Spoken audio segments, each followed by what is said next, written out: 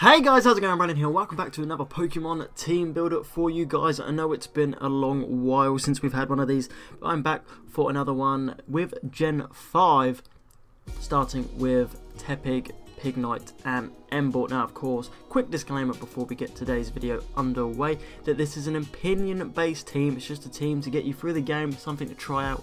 If you haven't tried it out, there may be a couple Pokemon on here that you haven't played through the game with before. I'm just giving you a base team to build around with and what I used to get me through the game.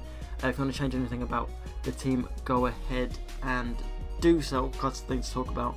Is that in each of the footage I use a Master Ball to catch Pokemon. It's called Soft Resetting. And my name in the game is Lord X because for some reason I thought calling myself Lord X would be a good idea.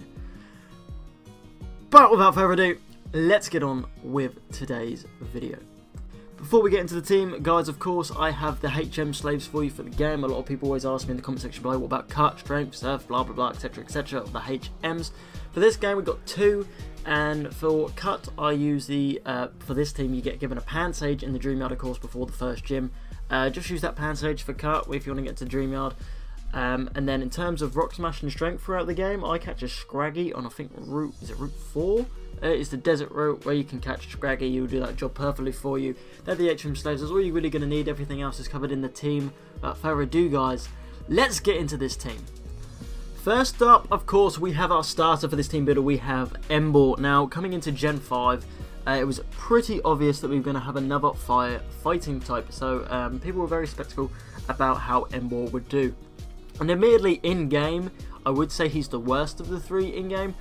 Just because of just general things, but competitively he's actually not so bad. Apparently a hidden ability, or I think it's Relentless is his hidden ability. It makes him an absolute tank and a massive hard hitter. But if we have a look at the stats, 110 base HP, can take a hit surprisingly with that high HP. 1, 2, 3 attack stat, that's huge.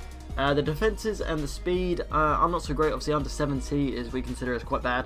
65 across the board, but base 100 special attack as well, so you can also run special Emboar. In game, he does the job perfectly well with the moveset Flare Boost, Brick Break, Stone Edge, and Earthquake. Earthquake, it's good, it hits hard. Stone Edge for those flying types, Brick Break and Flare Boost, obviously Stab. If you wanted to go for a different fire type move instead of Recall, of course you could. Obviously you get Tepig at the beginning, level 17 to Pignite, and Emboar at 36. He will help you a lot throughout the game. He's not a bad starter at all. I generally think he is overlooked, and I think all the Gen 5 starters, in my opinion, are quite overlooked in terms of their relevance. Like I think from Gen 4 and then to Gen 6, I think Gen 6 really did well. Obviously with Greninja, Chestnut was pretty good, and Brexen once, not Brexen, Delphox, once it was used competitively, it started to show a bit more oomph. So I think Gen 5's overlooked quite a bit, where I don't think it should be. I think they're definitely very good starters. It should be used. Emboar especially can be an absolute monster if you use him correctly. He's great. He's the first team member, of course. It's our starter. It's Emboar. Second Pokemon on our team builder today, you guys, we have Seismitoad. Now, for the typing with the most of most Pokemon type, water typing, I always find water typing quite difficult to choose in 5th gen. For this team, I've gone with Seismitoad. You do get it after the first gym, you can get it before the second. But Emboar should be able to run through both of the first gyms fine before you're able to pick up that time pole in the first stages of Pinwheel Forest. And obviously it goes to Palpito at 25 and Seismitoad at 36. An overlooked Pokemon, Surf, Drain Punch, Sludge Wave and Earthquake. I've gone with the neutral nature just to even it all out. Its stats are pretty even, really well across the board. Its attack stat is higher than its special attack, so some people might want to run physical. Obviously, I've gone mix set, just because it has Surf. Obviously, it's powerful. Sludge Wave for coverage on the grass types. Drain Punch is just a move that learns will level up. Recovering damage that you give out is always important. And Earthquake is also, of course, Stab being it a water ground type.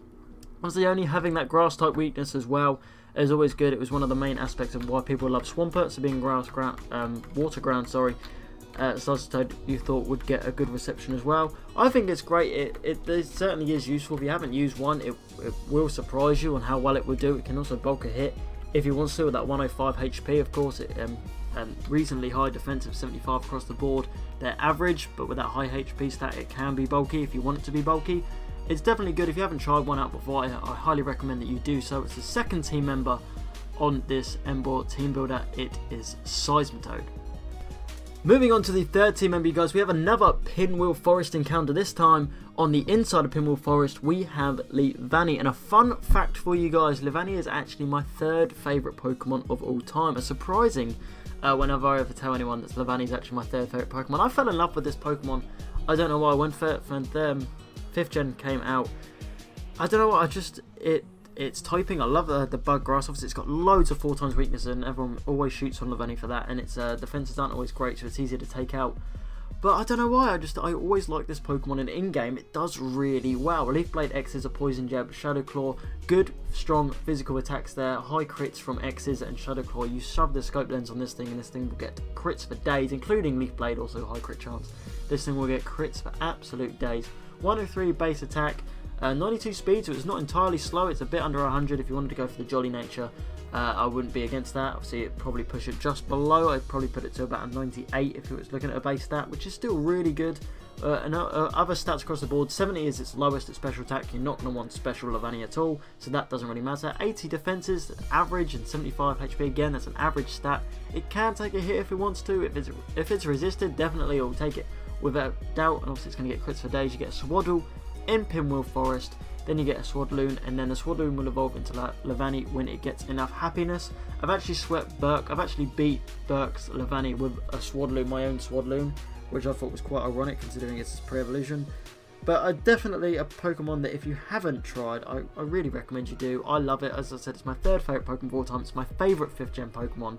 It's absolutely amazing. It's the third team member. It's Leavanny. Moving on to the 4th team member, you guys, we have Archeops. Now, a lot of reason behind people's disliking for this Pokemon, of course, is its ability. The defeat its ability. If its HP goes below half, its stats are lowered. What people don't realise is when that HP is not below half, this thing destroys lives. And in-game, it's very rarely that you get outsped by something and it does a shitload of damage, because also in-game you're normally going to be around the same level or just above, or maybe even a little bit below. So Archeops in-game is absolutely brutal. Stick the Jolly Nature on to even increase that base 120 speed to that 140 attack. This thing takes absolute lives and it will one-hit KO a lot of things throughout the majority of the game. Of course, the base defenses are 65 across the board in defense and special defense, but 65 isn't it's classed as bad, because obviously anything under 70 I class as bad, but it's not dreadful. Like, it's not like in the 40s where it'd get bodied by absolutely everything. And the HP 75, which again is average, but the moveset of Fly, Stone Age, Dragon Claw, and Crunch. Fly and Stone Age Claw, Stab, Dragon Claw, why not for coverage, and Crunch, just there. I say coverage on Dragon. Just hit Dragon types, why the hell not? And Crunch is just there.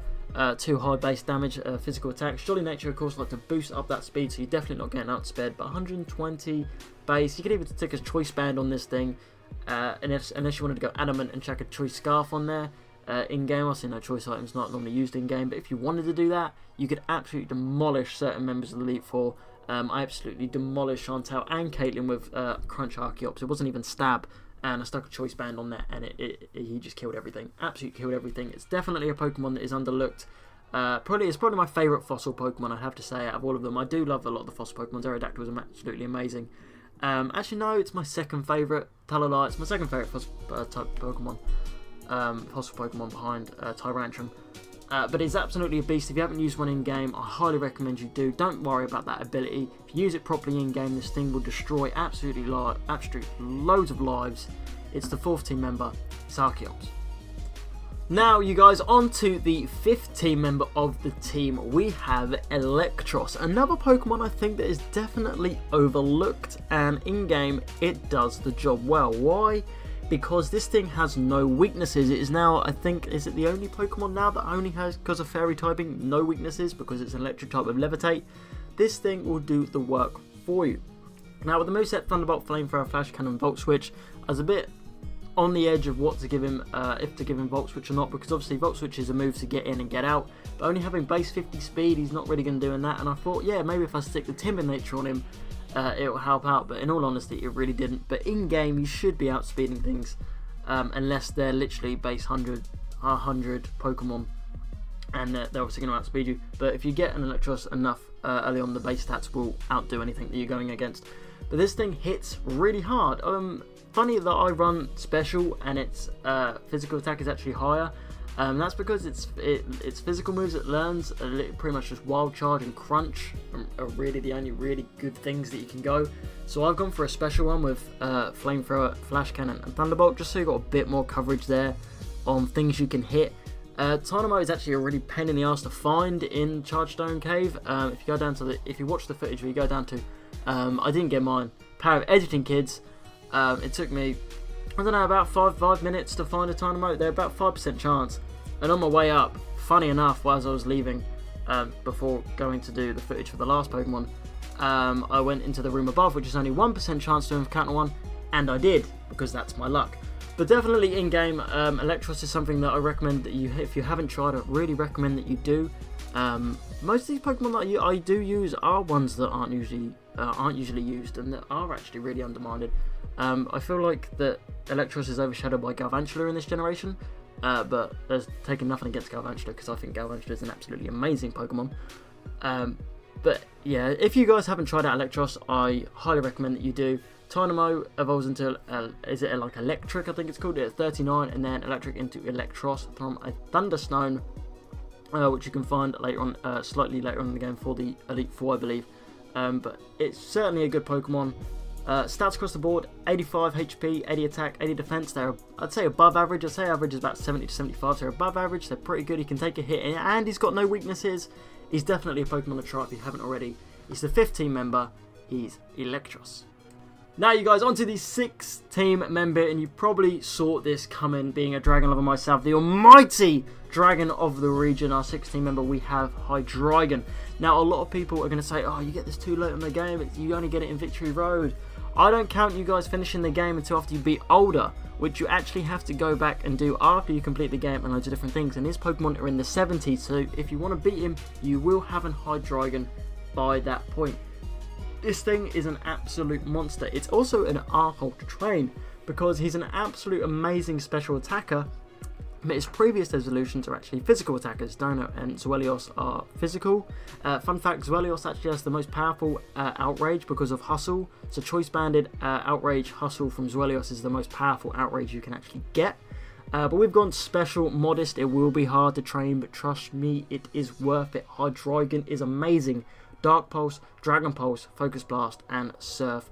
Obviously, stats across the board are absolutely amazing. 125 special attack, 98 speed. It's going to outspeed. It's going to hit massively hard. Defenses are high, 90 defense, 90 special defense, 92 HP. This thing can take a hit. It's a pseudo-legendary, people.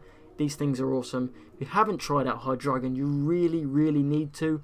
A lot of people like to swap out Hydreigon for Haxorus and go for Haxorus. You can go for Haxorus if you want. There's nothing against going with Haxorus. Haxorus is an absolutely amazing Pokemon. I love Hydreigon though. He's absolutely worth the pain and the hassle to get it. But I do love my dragons. It's the final team member. Love him so much. It's Hydreigon. So there you have it, guys. Those are 6 team members for our team builder going around Emboar. We have Emboar himself, Seismitoad, Leavanny, Archeops, Electros, and Hydreigon. If you did enjoy today's video, definitely make sure to hit that like button down below for me. Show your support towards the channel and the series. If you're new around here, hit the subscribe button. Check out the other team builders we have on the channel. There should be a link to the playlist in the description. If you change anything about the team, and let me know your teams in the comment section below. I'd love to hear from you. I'll try to reply to as many of your comments. If you have any comments or questions for me, definitely make sure to put them down in the comment section below. I will try to respond to you as quickly as you can. With that said, guys, thank you so much for watching, and I'll see you guys next time. Peace!